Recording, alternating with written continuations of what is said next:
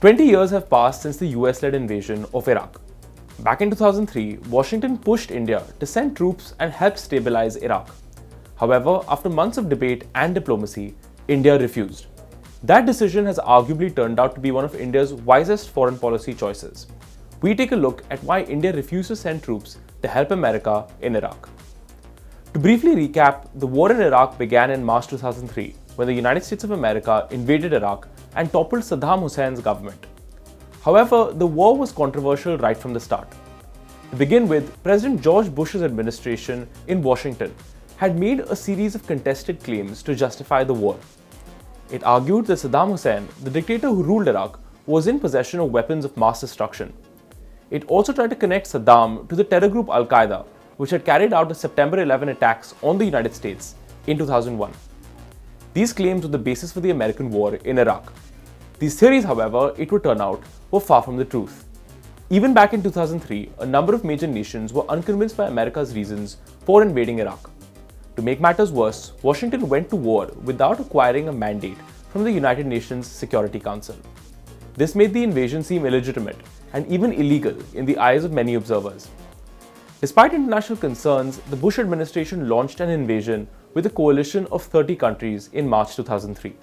By May, Iraqi forces had crumbled. Now came the task of stabilizing the country, and that's where India came into America's plans. In February and March 2003, Bush spoke to Indian Prime Minister Atal Bihari Vajpayee thrice in order to acquire New Delhi's support. However, without a UN Security Council resolution backing the war, Vajpayee refused. However, in May 2003, America became interested in expanding its coalition in Iraq. During then National Security Advisor Brajesh Mishra's visit to the United States in May 2003, the United States reportedly requested Indian troops to help stabilize Iraq. The issue of sending troops then became a subject of national debate. There were many who believed that sending troops to Iraq would help India. First, they argued that this action would help the India-US relationship, which had been improving since the final years of the Clinton administration. According to scholar Rudra Chaudhary, National Security Advisor Brajesh Mishra was among some influential figures in the government who saw sending troops as a chance to cement the India-US relationship. Second, some commentators believed that Indian boots on the ground in Iraq would help increase the country's role as a player in the Middle East and also help secure energy security and help Indian firms win contracts to rebuild Iraq. Third, sending troops was seen by some as India's chance to break onto the world stage. India, being an emerging regional power in this world, cannot, should not, run away from this responsibility. Forget American pressure. Send troops under national pressure, said noted public intellectual Arun Puri. These arguments did have supporters within the government. Then Ambassador to the United States, Lalit Mansingh, stated that even some cabinet ministers were convinced that this was India's big moment. High-level meetings between Indian and American defense officials also discussed Indian involvement in detail. This got to the point where US officials were convinced that India was considering sending troops to Iraq. However, there were strong reservations about this policy. First, there was no clarity on what the troops would be used for. For example, it was also not clear if Indian soldiers would need to use force in Iraq to put down insurgencies. Second, India still wanted America to gain an explicit UN mandate for its activities in Iraq.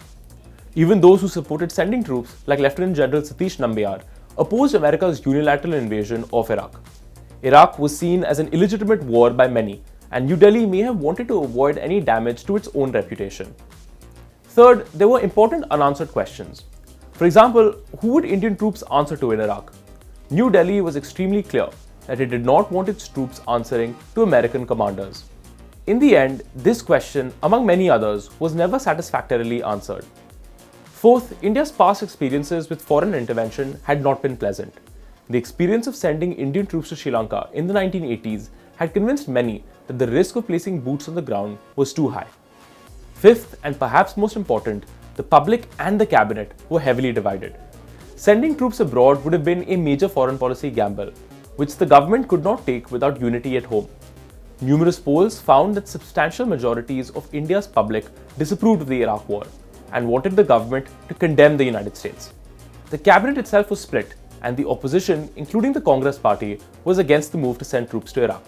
By July, India's government decided to turn down America's requests for troops.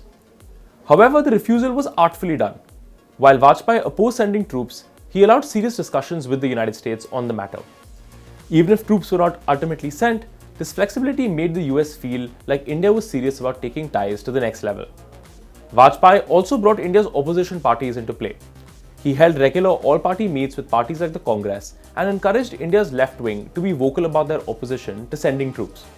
He was then able to turn around and tell the United States that there was simply too much opposition at home to send soldiers to Iraq. 20 years on, the decision not to send Indian troops seems like one of India's wisest foreign policy choices. First, India-US ties grew regardless of the Iraq issue, since both sides were committed to advancing the relationship. Despite New Delhi's refusal to send troops, the Bush administration pushed through the civil nuclear deal with Prime Minister Manmohan Singh's government just a few years later. Since then, the strategic relationship between New Delhi and Washington has gone from strength to strength.